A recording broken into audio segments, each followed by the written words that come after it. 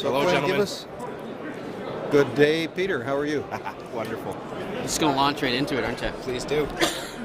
Okay, so we just recently picked up the Atty ground from Serengeti, or from Finley Minerals. Serengeti owns 100% the UDS property, which was the focus of the 2017 drill program. So in here we hit a zone of intense quartz sericite pyrite phyloculturation. It looks, after looking at the data, that it sort of trends over into the northwest here onto the Atty ground. So that's one target area, but the main target area at Atty, and the reason we really wanted this ground is because the Kemess East deposit that's now held by Centerra Gold is 113 million tons. The rate is good cover. I mean, it's a viable deposit. Is cut off on the eastern side by the Kemess East offset fault. And the Kemess East offset fault runs right about through here like this, cuts right through the Atty ground like that. And the idea is that we're confident about, and it's fairly well known, is that the Kemess East offset fault shifts like this. So what it's done is it's cut off the eastern portion of the Kemess East deposit and moved it up to the worst north, somewhere on the Atty ground. So Finley they've done a lot of work in this area over the years. So there's a lot of surface geochemistry, soil geochemistry, mapping, that kind of thing. They also drilled 7 drill holes right about here in 2004. And they were shallow holes, only about 300 meters. And they were targeting epithermal polymetallic system there, as well as hopefully a porphyry. And they hit anomalous copper and actually some pretty decent zinc numbers as well. And at the time, they didn't really think much of it because it didn't look anything like Kemess North. And Kemess East hadn't been discovered yet. So, they thought, well, okay, maybe there's something there, but it's, we don't know how to target it, so they left it as is. But when you look at the numbers and you read the drill logs, the rocks and the alteration and the mineralization you see there is exactly what you would see above Kemess East. Yes. So you have it's number for displacement. Estimate for this, how far the fault moved. About a kilometer. Yeah. Awesome. Yeah. Right onto your ground. Yeah. Too. That's wonderful.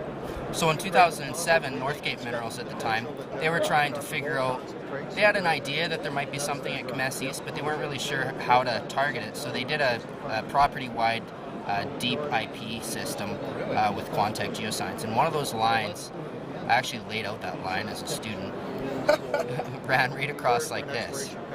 And what it showed was obvious block shuffling up and down, horse and graben block shuffling between Kemess Underground, and it picked out Kemess East. So they continued drilling there, and lo and behold, there's a deposit there.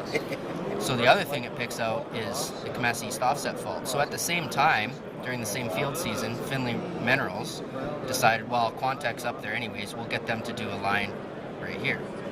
So they ran a DPIP line across that in 2007, and lo and behold, it picked up a really nice chargeability resistivity anomaly right there. Okay.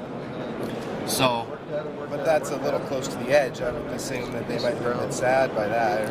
Well, I think they were happy about it. They just didn't have any money to do anything about it. Okay, fair enough. So this general area has always been a target, since 2000 and the early 2000s for Finley and previous workers. I mean, this area, there's a large Gaussian zone right on surface, right about here, called the Chem showing, or the Atty Gaussian, sorry. This here is the Chem showing. The IP shows an anomaly there, but it's clear that the Kemess East offset fault continues on like that. So what we need to do is basically continue this IP. We'll put another line down here, and we'll put some lines like this. Like that. And we'll try to figure out exactly where that thing is, and then we'll go and drill it. Wow, that's wild. Yeah. Congratulations. Yeah. This acquisition was announced today, right? It was. And 6 a.m. this morning. And this is, you're calling it Atty? Atty. All right. When we find something there, maybe we'll Now, does he have a booth? And what's the topography like there in that area in the circle? Down here, this is all a valley, so there's actually a ridge here. Okay. Similar kind of, it carries on. This is a ridge here, and then there's a ridge that goes like this, and then down in here is a valley, and there's actually some decent magnetic anomalies down here as well. But the main target area is basically right underneath the Atty camp in the valley, and then just slightly up the hill. Good. So, not top of the mountain. No. There's actually a road too that was built in 2013 because you can drive into Kemess Underground like this. So you drive into Kemess, and then we built another road that comes around this ridge here, like that, into Kemess East, so that Arico was able to mold drills in there that way. It was way quicker than coming this way. If Centerra was working on Atty, they'd call it brownfields, wouldn't they? Yeah, they would. Oh yeah. Yeah, it's brownfields actually, for sure. Wow. I anticipate they'll stop by here and there'll be some interesting discussion. I think so. Any? I didn't see the terms in the news release. I didn't read that close enough. I mean, it's a significant acquisition. $12 million worth of work over 8 years. 12 million over 8 years. Yeah, and about 1.8 million in cash and shares. But again, it's staged. So our first year commitment is 25,000 cash on signing, 25,000 value in Serengeti shares, and 12 million. Well, initial work $300,000. Initial work 300,000. Yeah. Oh, so for year one. Fair. So it's very. What's year two? It's not 5 million or anything. No, it's silly? $900,000. So year one is target development. Year two is drilling. Oh wow. And these lines that Quinn's sketched out here, that would be ballpark. I'll be in the 300 million. Oh, okay. Oh, you got all our IP out there, Quinn. Yeah, I started drawing lines on there. Yeah, cool. Yeah. No, this is a really exciting piece of ground. It's amazing to hear 4+ years, almost 4 years you've been trying to get it. Almost 4 years. 1 month short of 4 years. Oh, Lord. And, you know, it's a piece of ground that actually this company has held for the better part of 35 years. Really? I think. And, you know, it's been in the hands of one company that's did a little bit of drilling in 2004 and some one deep penetrating IP transect in 2007. Yeah, in a good area they did it. Yeah. That was well done work. It's a terrific target. Yeah. They identified a target and sat there for the last 11 years and untested. That's too bad. I'm not familiar with that company, Finlay Resources. Finlay Minerals. Okay. Finlay Minerals, yeah. All right. Well, it's not too bad for us, of course. Great for us. We were able to acquire this key property. Wow. Yeah, it's a great piece of ground. Congratulations. Great piece of ground. And then, of course, earlier on last week, we announced the acquisition of 8 early stage. I saw that, and I thought properties that as was well. really exciting. Yeah, the whole "let's do it again" thing. That fills the pipeline, right? Yep. Fills the exploration pipeline. This Atty, I mean, we don't have the mineral system there yet, but boy, we got a lot of alteration. We're on the doorstep of a mineral system, and we think that the faulted offset. So, very exciting target. Well, and to pick something up that's brownfield here, right, with Atty, and then to have the new stuff with greenfield, the other side. That's and that's what you want, you know. Of course, so the pipeline. I mean, there's the real grassroots stuff. There's this near deposit, fantastic exploration target at Atty, and then all of that sits on the foundation of Kwanika, which is advancing into a pre-feasibility study. And maybe a tough question about that, you know, funding commitments as it moves forward. Are those going to be particularly onerous for you? You know, we've got $7 million now to advance the pre-feasibility study. That's going to happen here over the next 18 months. And is that under your own power completely? It is. Yeah, we manage that work. Okay. Carry out that work. Of course, we mutually agree on the program, given that it's the Korean funding partner, POSCO Daewoo's money. But we're covered on that for the next 18 months. Okay. Beyond that, of course, we will have to raise money to stay in the game. Yep.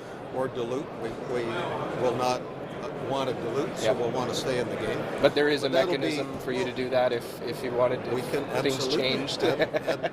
Well, we can take it one of two ways: stay at the table and maintain our 65% interest, which Wow. I think we will elect to do.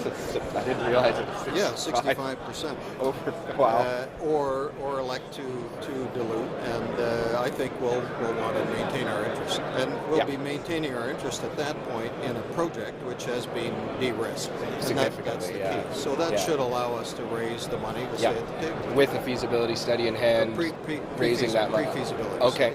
And some exciting, drill discovery news, hopefully, in some of these other properties. It makes Serengeti look like a completely different company. It's, this, of course, we had to look after business, which was advancing our principal project. But we really wanted to get the discovery aspect back into the company. That's what excites people. Well, and I say that it seems like a different company, but you guys have had some of those ingredients in place for a while.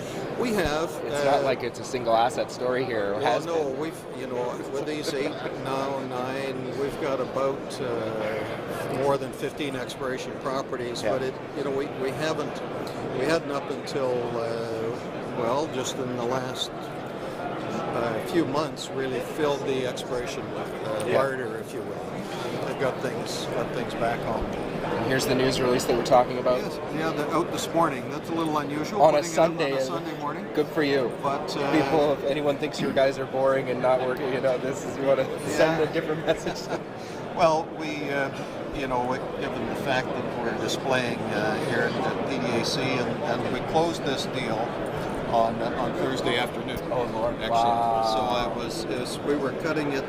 Yeah. Cutting it fine, a little finer than I would like. But and I'd ask maybe about the QSP area that you have from 2017. Any sense for regional geology here at all that's changing? Well, yes, we think, you can see on this map, actually there's some lines being sketched on here. This fault, which very likely offsets the Kemess East deposit. That favorable corridor, you can imagine another fault right through here. Oh, yeah, you can see some coloring. Yep. Yeah, we think this geology is across this fault is probably shifted north, so left lateral, and then this fault is very likely right lateral. So it's quite possible that this geology connects to this geology, connects to that geology. Oh, maybe all one big alteration system that's being moved up and down by these what are called strike slip. Right, and upside down, sideways. UDS. Well, that was where up, down, and sideways. Yeah, that's it, precisely. That was my initial vision of all of this, and now we've really completed the puzzle by acquiring that key option property. And I just wonder, post mineralization or part of the mineralizing event? No, those are post mineral faults. The syn mineral faults would have what's called the longitudinal orientation, and overall the mineral system it very likely has a east-west or more or less east-west orientation. That's very common in the belt, and then the belt parallel faults, the Cordilleran parallel faults, are post-mineral. So what you want to do is really look for a structural intersection, and that's where these deposits sit, is at the intersection of often orthogonal structures. Same situation at Kwanika, and a similar situation at Milligan, and we think very likely a similar situation here at Kemess. So we're excited to test this key piece of ground. And the stuff off to the north and the east on the far fringes, any field work, prospecting work, or anything been done out there? Or interest?